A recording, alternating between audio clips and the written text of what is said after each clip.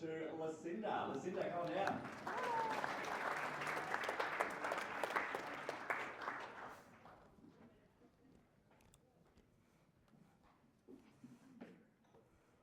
Hello.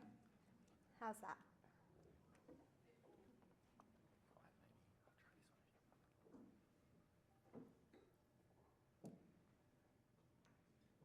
Bit better? Okay. Third time lucky, there we go. All right. Hello, my name is Lucinda Peacock. I am a paramedic with New South Wales Ambulance and a PhD candidate at Monash University. So my presentation is Women's Pain Overview and Research for Paramedics. So this presentation will cover why I think it's important for paramedics to think critically and consider bias and stigma when it comes to managing women's pain in their practice. As paramedics, we're often called to acute pain flares and crisis of women in pain. However, I think we lack foundational knowledge in complex pain management with limited understanding on how gender bias can affect the way in which we respond. This presentation and the work I'm doing with my PhD, I hope to foster enhanced understanding and sort of community within this area. So just some notes on the terminology and language I'll be using throughout this presentation. I will be using the term women, and that encompasses cisgender women, transgender males, gender non-conforming, non-binary persons, and intersex persons. In my research, I'm researching a very narrow group of people. When you do a PhD, you can't research everyone, so I have had to sort of pick who I'm researching, and I'm researching pain that impacts or is perceived to impact female sex organs. So that's why I use that terminology. The term women is used sort of consistently within past research and other research outputs that are happening currently, like the inquiry into the women's pain. It's not meant to be exclusionary, but that's just how I'm presenting it. In my research, I'm also trying to adhere to the SAGA guidelines, which are there as sort of a framework with that. So that's just that covered. So my thesis that I'm pursuing is paramedic management of gynecological chronic pelvic pain. I've been a paramedic for over 5 years now, and I found that there was quite a big gap in my sort of understanding at university and then that translation to on-road practice. Paramedics, I think, are really great at dealing with tissue and acute pain crisis, but that chronic pain, we don't really know, and I felt really uneasy about going on road and dealing with all these patients that I had no idea about. So my honours thesis was surrounding chronic pain, and then I wanted to sort of narrow that down and look at things like intersectionality and gender bias within our practice, and that's why I'm researching gynecological pain. To date, I've completed a scoping review of emergency guidelines and a data study of ambulance and hospital presentations of this issue, and my ongoing research will look at qualitative study. So you can see in that diagram, sort of that yellow circle are the conditions in which I'm researching.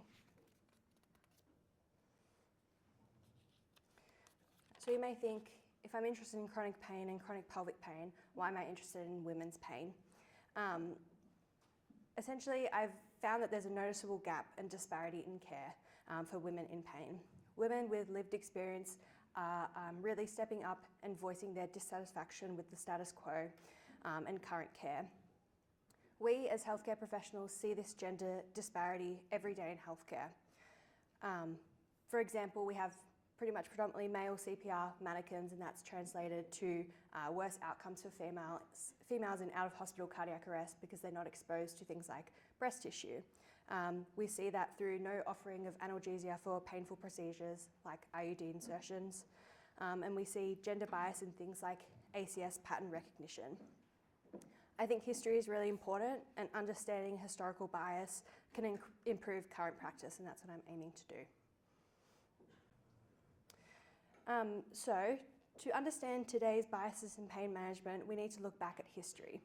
Starting in ancient times, women's pain was often tied to bizarre theories rooted in misogyny.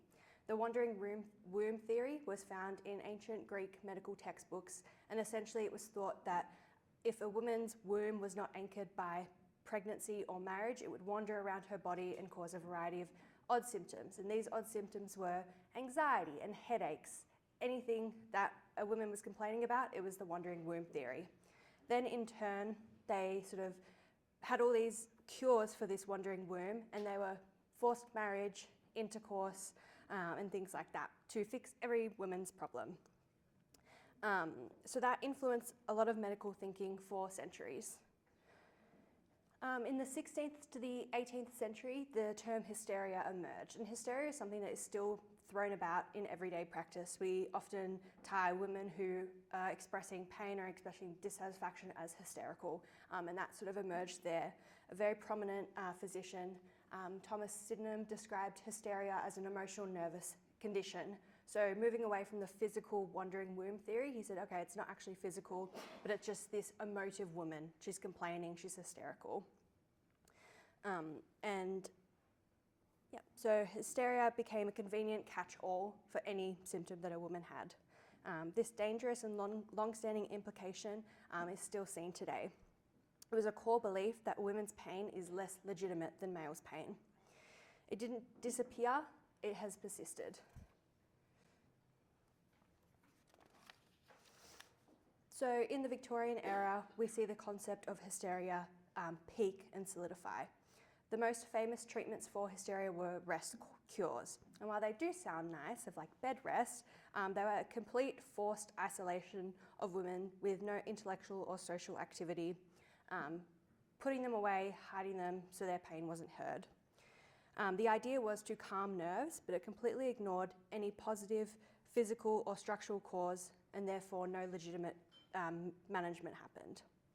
And this occurred in a medical landscape that was dominated by male physicians. Interestingly, when doctors decided to come up with a term of male hysteria, the term dropped off. And male hysteria related a lot to sort of post-war PTSD, and that was also sort of rooted in some bias and misogyny, that these males would come back from war with real problems, so male hysteria was more legitimate than female hysteria. Moving to the mid to late 20th century, the rise of gynecology as a specialty brings real attention to women's pelvic and reproductive pain, and a lot of advancements had been made there. However, the diagnosis of hysteria still sits in all major classifications well into the modern era. Women in pain are more likely to be given sedatives like phenobarbital for complaints that males would be given analgesics for. The DSM and ICD still had hysteria well into sort of the modern era. Whilst hysteria was last removed as a diagnosis in 1992, its legacy didn't vanish. This legacy still quietly, subconsciously shapes as how we as healthcare professionals assess, believe, and treat women in pain. So these historical gender biases directly impact today's practices. Here is some modern research on the undertreatment of women's pain throughout a broader healthcare landscape. It has to be noted that pain relief is individual, it's dynamic, it's multifaceted. You can't expect that every woman and every man will receive the same pain relief. But when we see a pattern that's repeated across all disciplines, we have to try and think where it's come from. So you see women are more likely to have their pain undertreated in comparison to men. They wait longer for analgesics, they receive less analgesia. And interestingly, this happens between both female and male providers, and that really shows that sort of historical impact of bias. Women's pain is more attributed to psychological issues, whereas male pain is treated as more legitimate, and that's seen across a few studies there. So paramedics aren't exempt from this historical bias, and these have been translated into paramedic practice. So as you can see, there's quite a few studies that have been done from the 2000s to recently where we see that women are less likely to receive analgesia compared to men. And that's across a variety of conditions like acute traumatic limb injuries and ACS. And it's seen that women have higher risk of oligoanalgesia, which is sort of less effective analgesia than men. So these antiquated views, stigma and bias are still clouding our management. So the current landscape of women's pain management in paramedic practice. This is quite a new area where paramedics' role in chronic conditions is increasing. Whether we like it or not, we're moving less away from the emergency ambulance model, and we're sort of being seen in a variety of healthcare roles. We're treating chronic conditions, acute on chronic conditions, and subacute conditions. My research surrounds gynecological chronic pelvic pain, and the multidisciplinary team to treat this condition is known to consist of OBGYNs, pain specialists, GPs, psychologists, and allied health professionals like physiotherapists. More recently, in the last few years, physicians in ED departments and other healthcare professionals there have been recognised. However, paramedics are still excluded from this in almost all conversations surrounding gynecological pain. I think this oversight misses the potential influence for holistic integrated care that paramedics can provide. The unique perspective of paramedics needs to be valued and recognised to provide better patient outcomes. I believe that the integration of this could improve multiple pathways for these patients, from referral protocols to repeat presentations and acute pain crisis. So this is what my research hopes to address. So in my research, I completed a scoping review last year. This is under preprint.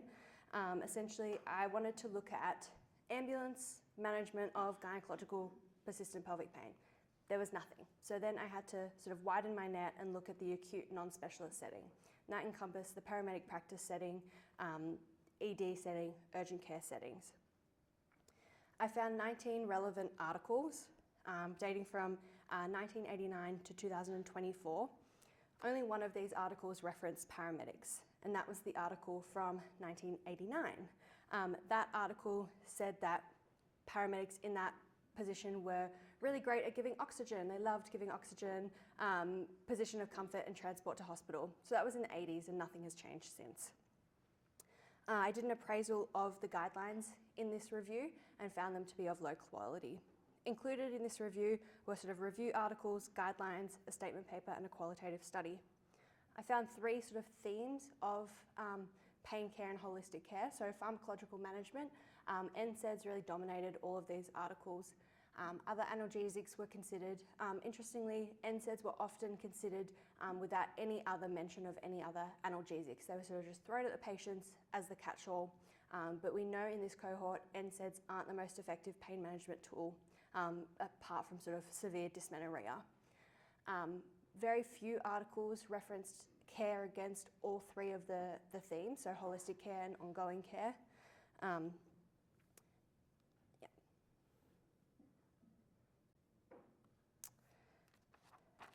I then completed a data study, which was also under preprint. So I looked at Peninsula Health, which is a region in Victoria, so Bayside and Mornington Peninsula. The two hospitals there are Frankston Hospital and Rosebud Hospitals. So I looked at presentations of gynecological chronic pelvic pain over a 5-year period using the relevant ICD-10 codes. I found that 1 in 5 of these patients present by ambulance. Although it's not a huge number, it's definitely a noticeable number, and it's noticeable enough for paramedics to be involved in this care if 1 in 5 are presenting through ambulance services. Ambulance patients tend to be a little older than the patients who self-presented, but they were also admitted to hospital at higher rates, which suggests sort of a higher clinical episodic severity. There was a similar distribution between triage category, socioeconomic status, diagnosis, and time of presentation between the two groups. Presentations peaked in 2020 and have declined thereafter. However, the rate of ambulance presentations has remained steady. We're hypothesizing that the peak in 2020 and its decline thereafter may be associated to many of the initiatives that have been started by various government agencies that may be taking effect, like federally funded pain clinics and the inquiry into women's pain.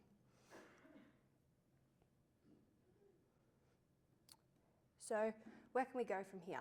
We know that these patients exist. We know that these patients are presenting to ambulance services. And we know that these patients aren't getting care, equal care from ambulance services. I believe that women in pain are underserved by the current healthcare practice and influenced by bias and stigma, and that's attributed to the lived experience of women. I think paramedics need better foundational pain education, and that it's not adequate in the universities. I believe that patient-centered care and intersectional approaches can sort of bridge this gender gap. And I believe that paramedic recognition within multidisciplinary teams, considering their growing role, will also help. So fundamental pain education.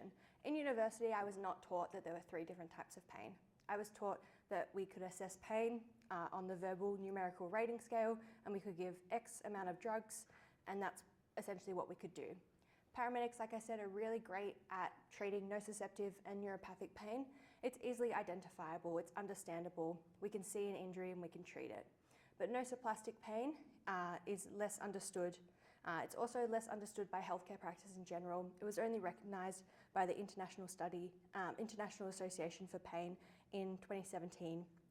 The International ISAP also revised their definition of pain to include nociplastic pain and define pain as an unpleasant sensory and emotional experience associated with or resembling that associated with actual or potential tissue damage. Nociplastic pain also disproportionately affects women and AFAB individuals, and paramedics obviously tend to focus on obvious and treatable pain. So I believe that if paramedics could understand it, they could treat it better. So intersectionality in paramedic practice. I believe an intersectional approach could bridge this gender gap as well. Intersectionality as a term was coined by Professor Kimberly Crenshaw. She's a Black American law professor, and it was sort of coined as a way to define that African American women face dual discrimination. The theoretical framework for my PhD is intersectionality as a theoretical framework for researching health inequities in chronic pain. I believe the health inequity in this case is gender bias, and I do believe an intersectional approach could help us bridge that gap. Paramedic integration of intersectionality in assessment and treatment may combat historical gender bias. When used in conjunction with a biopsychosocial approach, we can really look at the patient and treat them holistically. I believe that paramedics hold power, and with this power, those who face discrimination can be more impacted. So it's really important to consider. In an intersectional approach for these patients, it may look like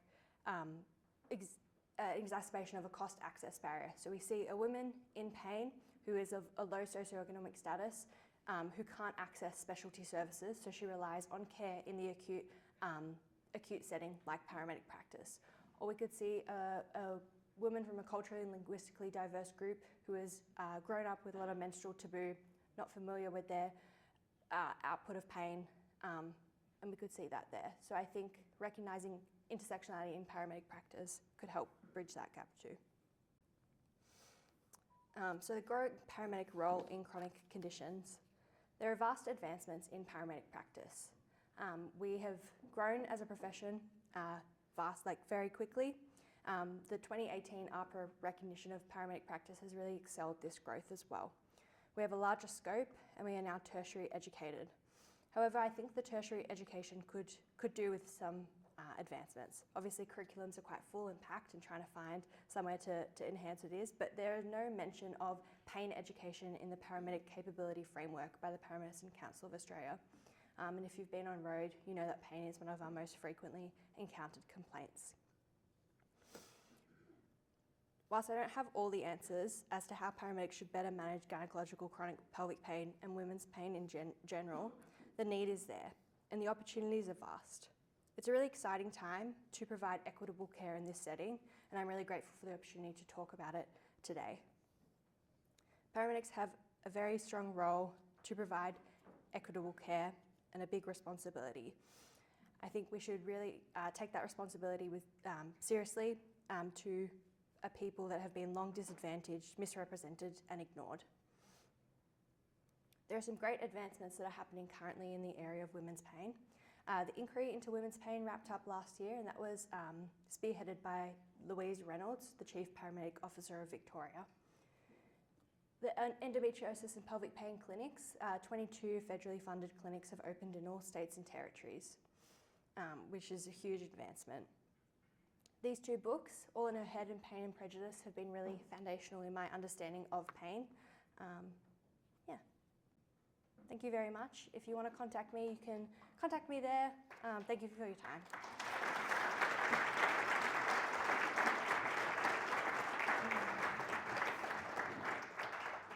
Thank you, Lucinda. Does anyone have any questions? No questions. You got off lightly. There you go. So it's pretty daunting getting up, and it's only your second time presenting. You did absolutely amazing. So thank you. Let's hear it one more time for Lucinda.